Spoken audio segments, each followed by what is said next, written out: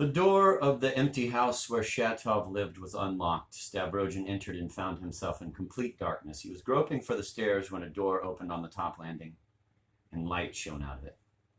Shatov had pushed the door of his room open without coming out himself. Stavrogin went up. From the doorway, he saw Shatov standing expectantly in the corner of the room by the table. "May I come in? I must see you on business," Stavrogin asked from outside. "Come in and sit down."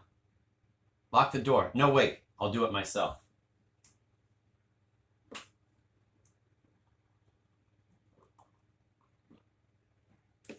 He locked the door, returned to the table, and sat down in front of Stavrogin.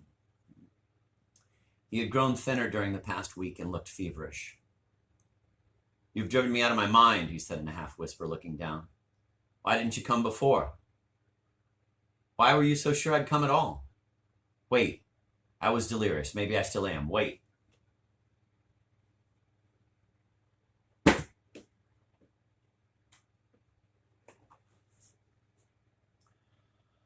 He stood up and took something from the top of the 3 shelves of books. It was a revolver.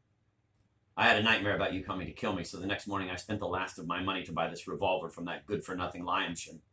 I didn't want to let you get me. Then I came to my senses. I have no ammunition. Since then it has been lying around on the shelf. Wait." He got up and was about to open the window. "Don't throw it out," Stavrogin said. "Why should you? It costs money, and besides, tomorrow people will be going around saying there are guns lying around under Shatov's windows. Put it back." "Fine. Now sit down. Tell me, why do you sound apologetic about thinking I'd kill you?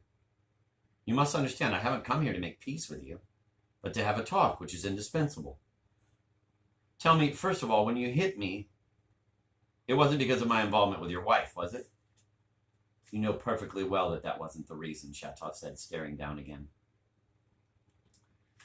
"And, of course, not because you believe that stupid gossip about me and your sister." No, of course not. That's idiotic. Dasha told me from the very beginning," Shatov said impatiently, even stamping his foot. "So I've guessed and you've guessed," Stavrogin said with detachment. "You're right. I've been lawfully married to Maria Levyatkin for 4.5 years, since Petersburg. That's why you hit me, wasn't it?" Shatov looked at him silently in complete bewilderment. "Yes, I guessed it, but I couldn't believe," he muttered at last. "Still, you struck me for it." Shatov flushed and mumbled, almost incomprehensibly. "I did it because of your degradation, for your lies. When I walked over to you, it wasn't to punish you. I didn't know I'd hit you. I did it because you've meant so much to me. I understand. Spare yourself the trouble. It's too bad you're feverish. I have very important business to discuss." "I've waited for you too long," Shatov said, shivering, apparently on the point of jumping up from his chair. "Say what you have to say, and then I'll speak too, later." "What I have to say has nothing to do with all that," Stavrogin said, looking at him with curiosity.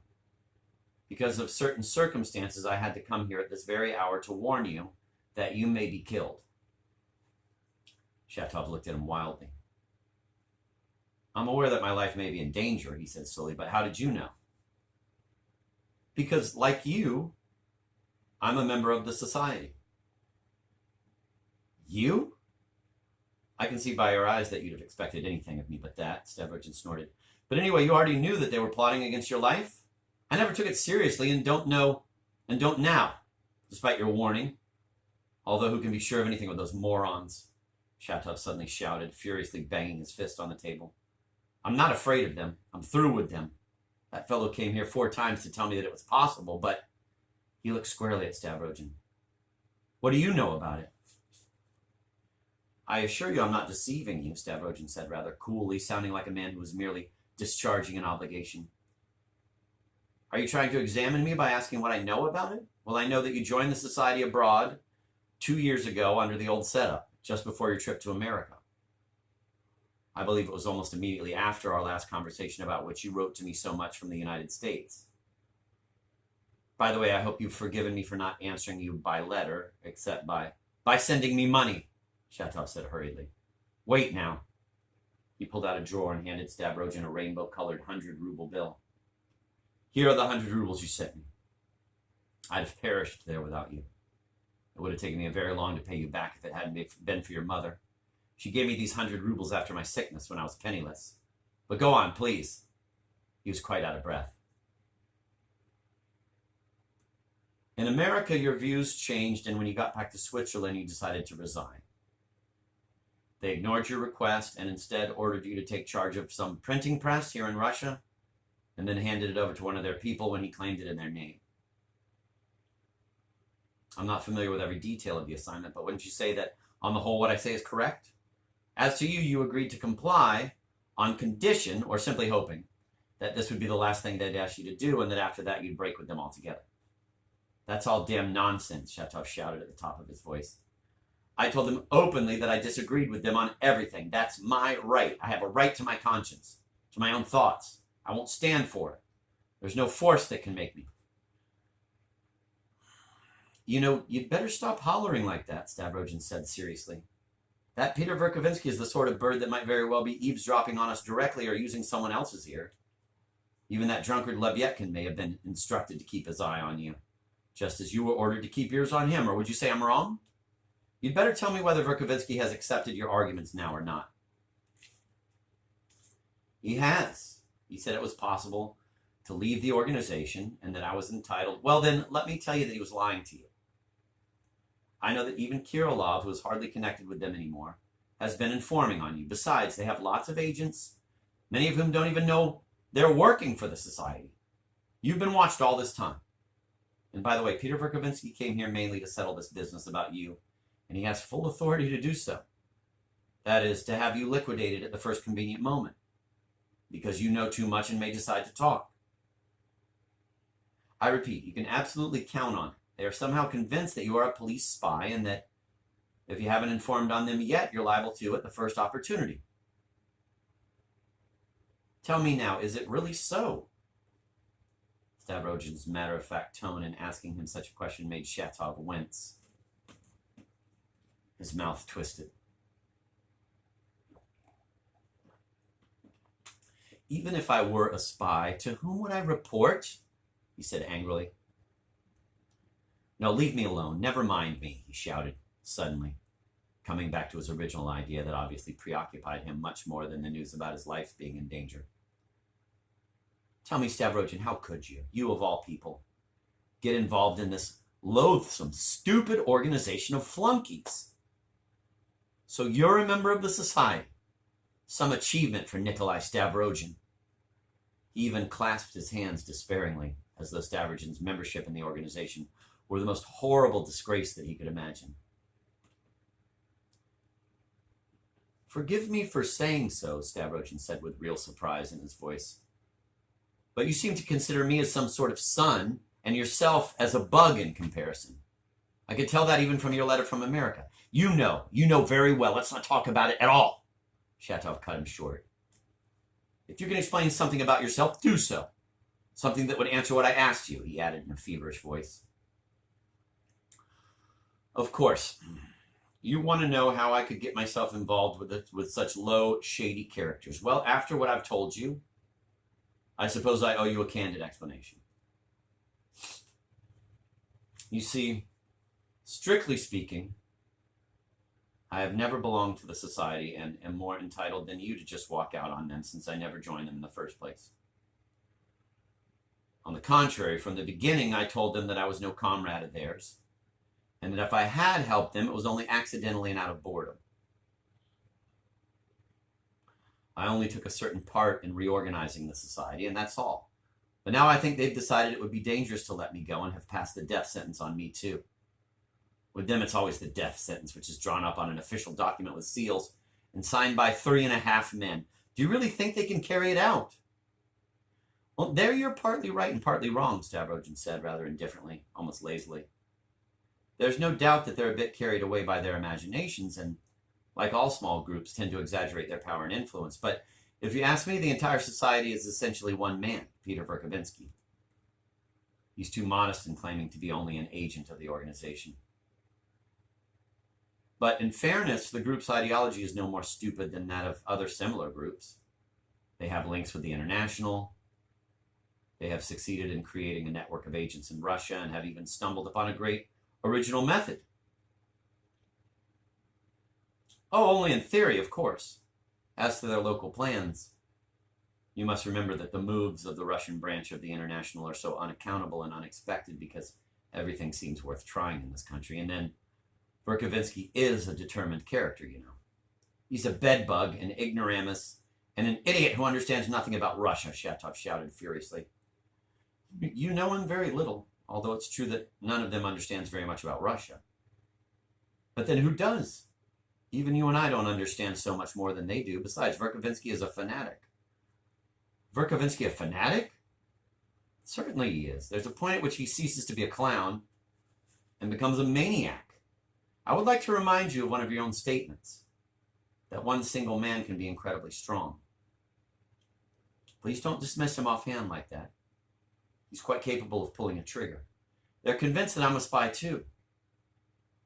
Their organizational clumsiness makes them tend to see spies everywhere. But you're not afraid of them, of course. No, not really. But in your case, it's rather different. You really should keep in mind what I've told you. I don't think you should be offended at my telling you that danger threatens you from those fools. It has nothing to do with their intellectual prowess. They've annihilated better people than you and me. But it's 11:15, he said, getting up and looking at his watch. And I would like to ask you a question that has nothing to do with all this. Do, for God's sake, go ahead, Shatov said, leaping up from his chair. What do you mean? Stavrogin looked at him with surprise. Ask me. Ask me that question, for God's sake, Shatov repeated in extreme agitation. But on condition that you allow me to ask you a question, too. Please, please let me. I can't.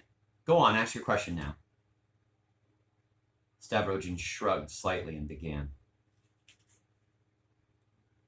I understand that you've had some influence on Maria Lebyadkin here, that she liked seeing you and listening to you. Is that correct? Yes, she did listen.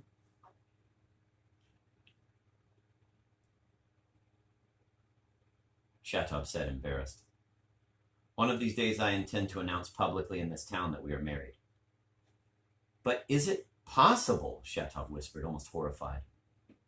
Why? What do you mean by that? There are no difficulties. The witnesses to the marriage are present here. The marriage in Petersburg was fully legal and regular. And if it has remained a secret, it is because the witnesses to it, Peter Verkovensky and Alexei Kirilov, as well as Lebyadkin himself, whom I'm now entitled to call my brother-in-law, have given me their word not to divulge it. That's not what I had in mind. You're so matter-of-fact. But go on, please, and listen. You weren't forced to marry her, were you? No, no one forced me to marry her, Stavrogin said, smiling at Shatov's belligerent impatience. Then why does she always talk about that child of hers? Shatov said quickly, sounding feverish again. About a child? That's the first I've heard of it. She hasn't had a child. Couldn't have had. Maria is a virgin. Ah, that's just what I thought. Listen now. But what's come over you, Shatov? Shatov covered his face with his hands and turned away, then suddenly gripped Stavrogin by the shoulder. Do you have the least idea why you're doing all this, and in the name of what you are willing to take punishment now? That's a biting question and a clever one, but I have a surprise for you. Yes, I do more or less know why I married her then, and why I'm willing to accept punishment now, as you put it.